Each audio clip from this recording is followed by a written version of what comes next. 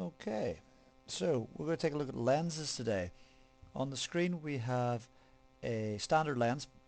We have a standard convex lens. It's a converging lens. It'll take light and it will converge it to a single point. Okay, if I have parallel light coming from a long distance away, because parallel light has to come from a long distance away realistically, then that parallel light, when striking the lens, will get refracted as it hits the lens, and it will come out the other side, something like that. Okay, where all that light ends up will be the same place, and that position is called the focal point. The distance from the center of my lens to my focal point is my focal length. Okay, so if I pop my ruler down here, the absolute center of my lens, very special place, there.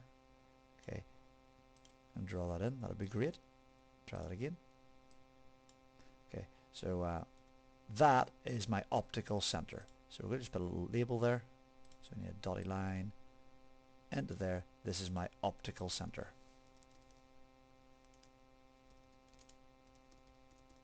Okay, sorry for the Americans watching, that's how you spell center, because of the French. Okie doke, so that's our focal length, and that's what happens. Now in order to find the focal point, I need to get light from a long distance away, so that it's roughly parallel, let it come through this, see where that focus is, and then we've got our focal length. Okie doke. Now what we're really interested in doing is, once we have that, what happens to other objects? So we're going to draw some graph type stuff. Now this big lens is annoying, so we're going to get rid of that. Instead of drawing a convex lens like this, we're going to draw a convex lens like this. It's a straight line up and down through the center, with uppy, downy arrows on the outside. Okay, so this is kind of, they show the outer shape of my convex lens. My optical center should be somewhere in the middle of that line, something like that. Okay, now to make this kind of graphy, we're going to run a line right down the middle here that runs through the optical center.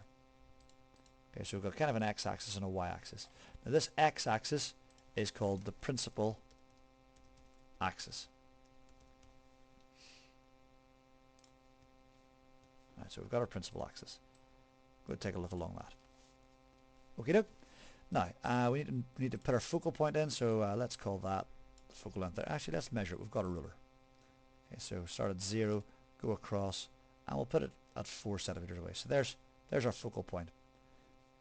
We'll call that F. So I'm going to stick a label in there. This is F, our focal point. Now at a distance twice that, we're going to have, at 8 centimeters, we're going to have the length 2F, algebraically. Okay, if F is the length that it takes to get to the focal point, then double that length away is going to be 2F.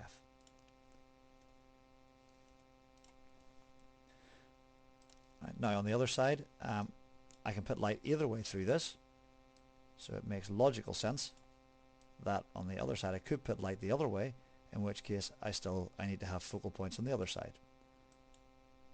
Okay, so I'll move that to 4 centimeters, which is about there. That's F on the other side, and then 2F is 8 centimeters away from the optical center. Just like that. Okay, so I'm going to place an object. I'll place a little double-headed arrow just between F and 2F here.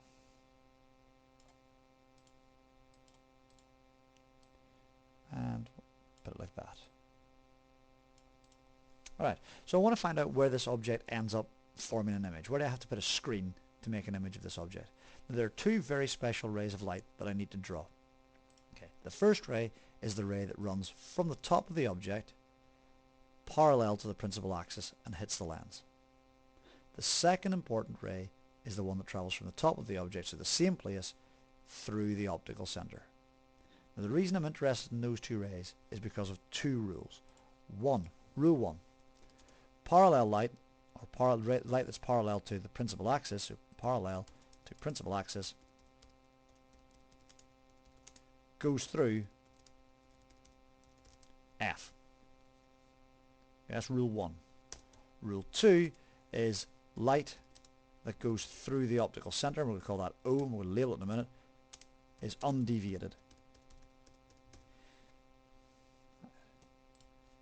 And these two laws these two rules, we can work out where this goes. So we're going to keep these rules up here and figure out what happens here. So first rule, light that's parallel to the principal axis, when it hits the lens, is going to go through F. So we're going to drag that so that it goes through F and it comes out there somewhere.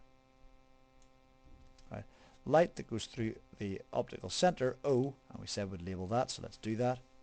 So O is kind of the origin point, which is why we like making this look like a graph, because it really looks like O.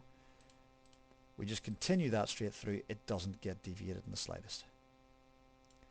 Now where these two meet is the image point for the top of this object. Okay, the light came from the top, so this is going to be the top of my image here. Now realistically, what I should then do is I should then do that process for every single point along this little line. Okay, so we're going to do it for one more just for the sake of showing you what that works. So let's get some different colored lines here. So let's get a green line. Okay, so from the center there will be a ray of light that goes parallel and gets pulled through F and ends up over there somewhere, and then a ray that comes from the optical center out and through there. Okay, get that kind of right, something like that. Okay, that means I've got another point now to pop on, so grab my little pen and put my second point here where they cross over.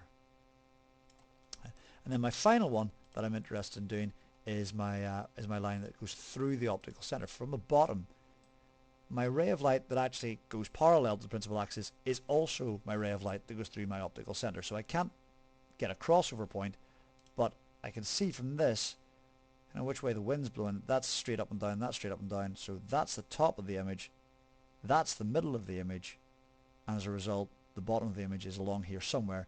It's probably there. Right. So we've formed an image. This image has some properties to it. So let's see what they are. 1. It is real. Actual light arrives there. 2. It is inverted.